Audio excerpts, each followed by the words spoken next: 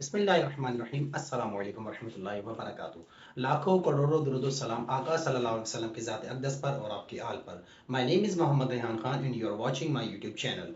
Now चलते हैं आज के टॉपिक की तरफ। क्लास है हमारी फर्स्ट ईयर, सीन बोर्ड है और अकॉर्डिंग टू न्यू बुक के मुताबिक, जो आपकी न्यू बुक आई है फर्स्ट ईयर केमिस्ट्री की, उसके मुताबिक हम इसको डिस्कस कर रहे हैं। चैप्टर नंबर 1 है बेटा स्टाइचोमेट्री। इससे प्रीवियस लेक्चर के अंदर हमने मोल और मास की कैलकुलेशन की थी, उनकी कन्वर्जन देखी थी और उनका आपस में क्या लिंक था, इसको हमने डिस्कस किया था। आज का हमारा टॉपिक है molar volume and it's conversion. अब अगर हम किसी गैस की बात करते हैं तो देखें, इस बात को ध्यान में रखिएगा कि गैसेस के जो मासेस होते हैं बहुत कम होते हैं, क्योंकि आपने देखा होगा कुछ ऐसे बलून्स होते हैं कि जिनके अंदर आप गैस को पोर करें, डालें, भरें और वो उड़ना शुरू हो जाते हैं ऊपर की जानिब। ठीक है ना। तो ऑब्वियसली इसका मतलब क्या होता है कि उनके मासेस बहुत लाइटर हैं, जब भी उनके ऊपर ग्रेविटी अट्रैक्ट नहीं कर रही और वो अपोजिट टू दी ग्रेविटी मतलब मूव कर जाते हैं, ऊपर चले जाते हैं। तो इसीलिए अब क्या करा यहाँ पर साइंटिस्ट ने, एक मतलब आपस में बैठे डिस्कशन की, तो इस नतीजे के ऊपर पहुंचे कि गैसेस के जो वॉल्यूम है हम उनकी कैलकुलेशन करते हैं या उनकी कन्वर्जन करते हैं या उनका लिंक बनाते हैं किसके साथ, मोल के साथ, एज कंपेयर टू मासेस के मुकाबले में, क्योंकि मासेस कैलकुलेट करना ज्यादा मुश्किल हो जाता है गैसेस का एज कंपेयर टू वॉल्यूम के मुकाबले में। तो अब आइए देखते हैं आगे क्या लिखा है।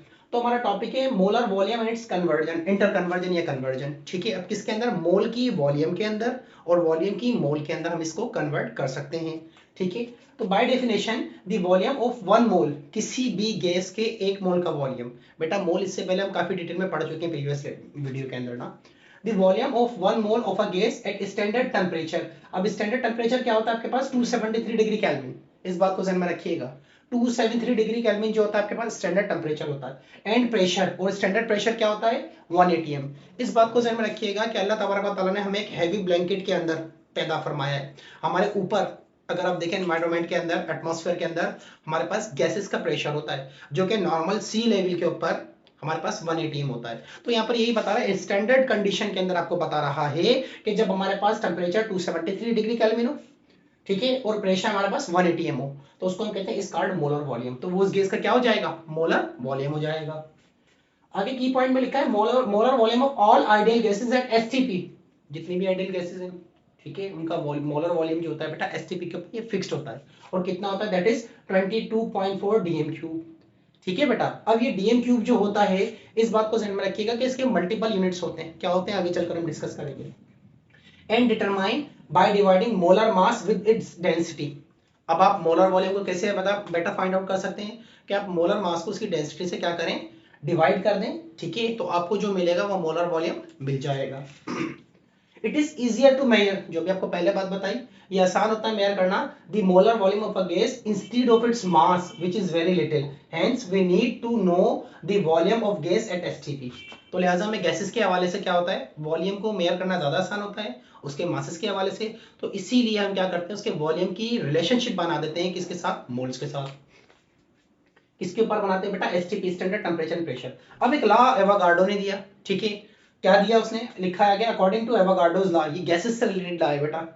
Equal volume of all gases, तमाम गैसेस 10 ले लें, 20 ले लें, 50 ले लें, 2 ले लें, 3 ले लें, तमाम गैसेस आप क्या करें, 2 3 4 गैसेस ने, तो कहता है equal volume of all gases. अब कैसे होगा आगे बता दूं।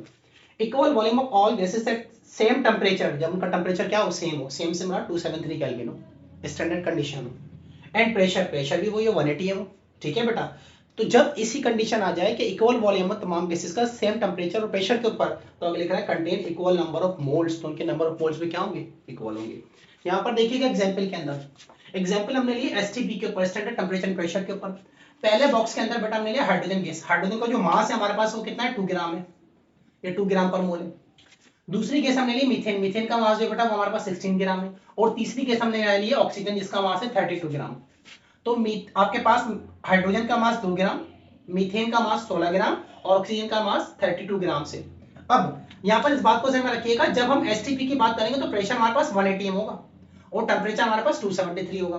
तो इस बात को ध्यान में रखिएगा कि इन तीनों गैसेस का जो वॉल्यूम होगा वो कितना होगा बेटा, 22.4 होगा, हाइड्रोजन का भी, मीथेन का भी और ऑक्सीजन का भी।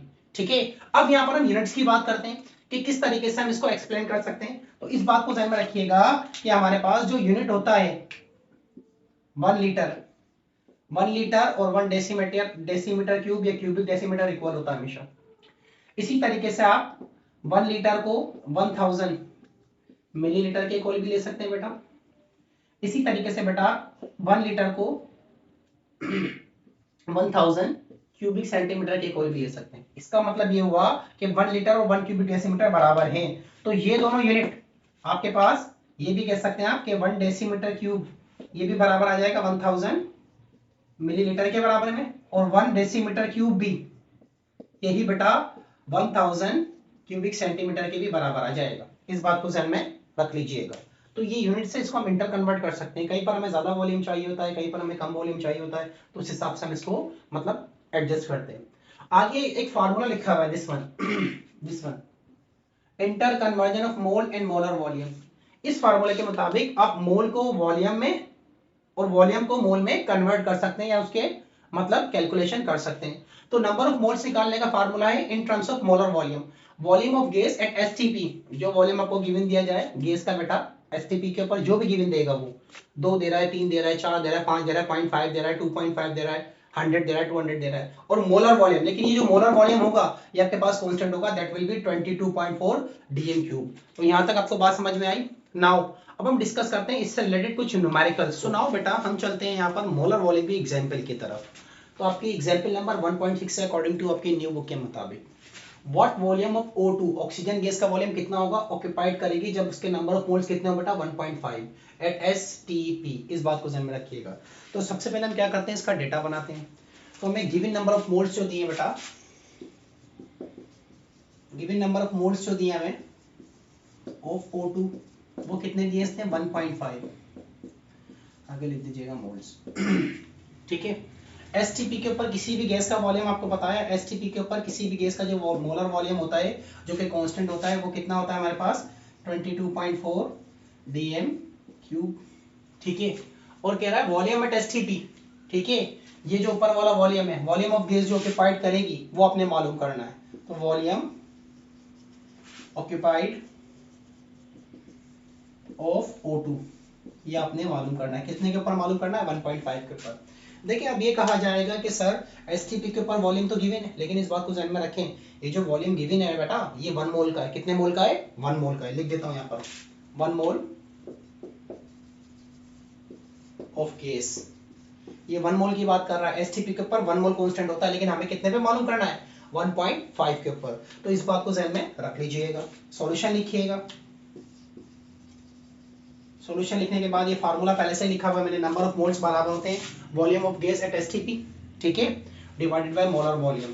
तो इस फार्मूला को एज इट इज रखिएगा यहाँ पर। आप सॉल्यूशन लिखने के बाद यूजिंग फार्मूला कीजिएगा। फार्मूला आप लिखिएगा नंबर ऑफ मोल्स बराबर है volume of gas at STP, यहाँ लिखा हुआ भी already, divided by molar volume. अब देखें हमें वॉल्यूम ऑफ गैस मालूम करना है एसटीपी के ऊपर, जबकि नंबर ऑफ मोल्स गिवन दिए हुए और मोलर वॉल्यूम हमारे पास कांस्टेंट है। तो आप चाहे तो इक्वेशन को रीअरेंज कर लें, आप इक्वेशन को रीअरेंज ना भी करें तो भी आप ऐसे भी आंसर निकाल सकते हैं। देखिए बेटा वैल्यूज पुट कर दीजिएगा। नंबर ऑफ मोल्स आपको कितने दिए हुए 1.5, तो इसकी जगह आप लिखते हैं 1.5 is equal to volume of gas at STP आपने मालूम करना है, तो इसको आप एक्स रहने दें, एक्स मान लें आप भले इसको, ठीक है। यहाँ पर भी आप इसको x रख सकते हैं, इज इक्वल टू मालूम करना है। और मोलर वॉल्यूम अभी आपको बताया किसी भी गैस का जो वॉल्यूम होता है बेटा, जिसको आप मोलर वॉल्यूम का नाम देते हैं, एसटीपी के ऊपर कितना होता है 22.4 डीएम क्यूब होता है, ठीक है। इसके आगे भी आप मोल ले लें, 1.5 मोल्स ये यहाँ पर डिवाइड कर रहा है, यहाँ पर आपके पास क्या कर रहा है, ये डिवाइड कर रहा है, वहां जाकर क्या करेगा मल्टीप्लाई करेगा। तो 1.5 को जब आप 22.4 से मल्टीप्लाई करेंगे तो आपके पास वॉल्यूम आ जाएगा एसटीपी के ऊपर, और that will be your 33.6 DM cube. तो x की वैल्यू जो आपको वॉल्यूम चाहिए था 1.5 के ऊपर, ये कितना बन रहा है 33.5 DM cube. This will be your answer. So simple. So I hope आपको आज मेरी वीडियो पसंद आई होगी। अगर आपको मेरी वीडियो पसंद आई है तो इस चैनल को लाइक करें, शेयर करें, सब्सक्राइब करें और बेल आइकन पर